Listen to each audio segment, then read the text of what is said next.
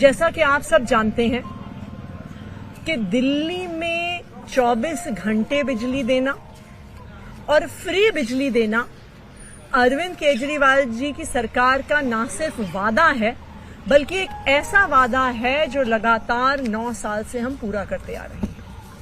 दिल्ली एक लौता राज्य है जहां 24 घंटे बिजली आती है और उसके बावजूद 22 लाख परिवारों का बिजली का बिल जीरो आता है।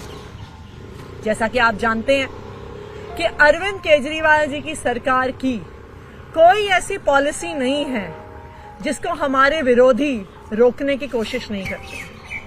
साल दर साल हर साल जब भी अरविंद केजरीवाल जी दिल्ली वालों के लिए कोई काम करने की कोशिश करते हैं, उनके हित में कोई फैसला लेने की कोशिश करते हैं, तो हमारे विरोधी हर संभव प्रयास कर देते हैं उस काम को रोकने का। आपको याद होगा कि पिछले साल भी जब बिजली की सब्सिडी आने का समय आया था तो कितनी कोशिश हुई थी हमारे विरोधियों द्वारा उस सब्सिडी को रोकने की।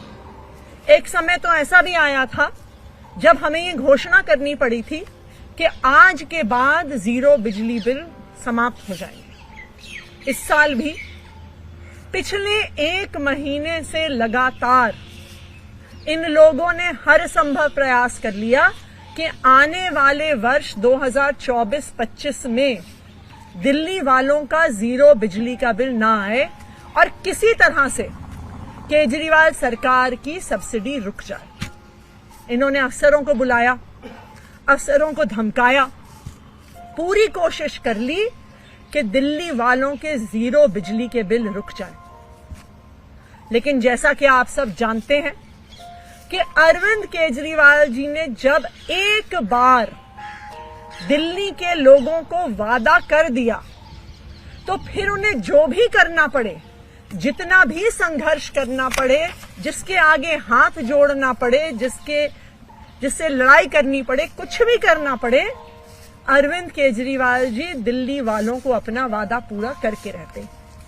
और आज मुझे सभी दिल्ली वालों को ये बताते हुए बहुत खुशी है कि आज की केजरीवाल सरकार की कैबिनेट की बैठक में जो दिल्ली वालों को फ्री बिजली के बिल मिलते हैं, जो उनको सब्सिडी मिलती है, वो 2024-25 में भी जारी रहेगी। उसका फैसला आज कैबिनेट ने लिया है। तो जिस तरह अभी तक 200 यूनिट तक बिजली फ्री, 400 यूनिट तक बिजली के बिल आधे, जो सब्सिडी दिल्ली के किसानों को, दिल्ली के वकीलों को, 1984 के जो दंगा पीड़ित हैं उनको जिस तरह से सब्सिडी पिछले वर्ष 2023-24 में मिलती आई है, उसी तरह से आने वाले साल में भी सब्सिडी मिलती रहेगी। दिल्ली वालों का बिजली का बिल जीरो आता रहेगा और अब ये पॉलिसी 31 मार्च 2025 तक पास कर दी गई है। धन्यवाद। लेकिन आप बता सकते हैं कि क्या अड़चन इसमें आ रही थी? पिछली बार आपने बताया था बकायदा कि लेटर लिखे गए थे और उन्हें रोकने के लिए बकायदा आपके पास भी नोट आया था, तो इस बार भी क्या इस तरह कोई नोट आया? क्या कोई इसकी टाइम? देखिए, अगर आप पिछले साल भर में देखिए तो अब इन लोगों ने एक तरीका अपना लिया है काम को रोकने का। अब ये खुद खुलकर कुछ नहीं करते हैं, ये अब अफसरों को धमकाते हैं, अफसरों को बुलाते हैं, धमकाते हैं, कहते हैं कि अगर तुमने केजरीवाल सरकार के साथ काम किया, केजरीवाल सरकार की काम में मदद करी, इनकी पॉलिसी पास करवाई, लागू करवाई, तो तुम पे विजिलेंस इंक्वायरी कर देंगे, तुम्हें सस्पेंड कर देंगे, तुम्हें जेल में डाल देंगे, तुम पर सीबीआई ईडी के केस करवा देंगे। तो अब इनका काम करने का तरीका हमारे विरोधियों का, इन लोगों का चेंज हो गया है।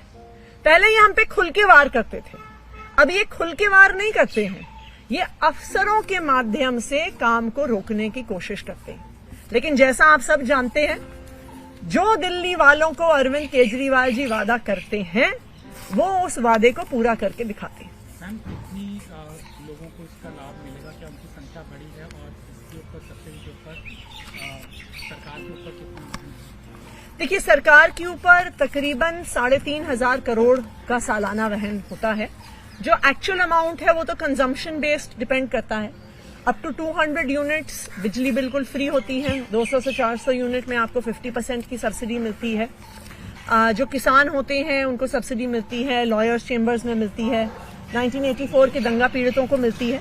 तो जो उनका एक्चुअल कंजम्पशन है उसके आधार पर मिलती है। तो वो डिपेंड करेगा, जो एक्चुअल फिगर होगा कि लोगों का कंजम्पशन कितना होता है। ईडी वाले मामले में भी लगातार कोर्ट में मामला चल रहा है। आतिशी क्या कहेंगे? वो कह रहे हैं कि डिले किया जा रहा है प्रक्रिया को, और ये भी कहा कि आप उनके बदनाम करने के लिए जो एक आरोपी को सीसीटीवी दिया था उसको इस्तेमाल कर रहे हैं, गुमराह कर रहे हैं। हम उनको बदनाम कर रहे हैं कि वो खुद ही अपने आप को बदनाम कर रहे हैं। वो खुद पहले कोर्ट जाते हैं। केजरीवाल जी को बार बार समन भेजने के बाद पहले तो वो अरविंद केजरीवाल जी ने जो सवाल उठाए उनका जवाब नहीं देते। उसके बाद वो खुद कोर्ट जाते हैं कि ये समन्स लीगल है कि नहीं है, कि अरविंद केजरीवाल जी को कोर्ट आना चाहिए कि नहीं आना चाहिए। भाई अगर आप खुद कोर्ट गए हो तो फिर कोर्ट के फैसले का इंतजार करो ना। ये तो ऐसा लगता है कि ईडी ऐसा मानती है कि जी अब तो हम कोर्ट का भी इंतजार नहीं कर सकते, हम तो कोर्ट के भी ऊपर हैं। भाई खुद कोर्ट गए, अब कोर्ट का सम्मान करो, उनके फैसले का इंतजार करो। Thank you.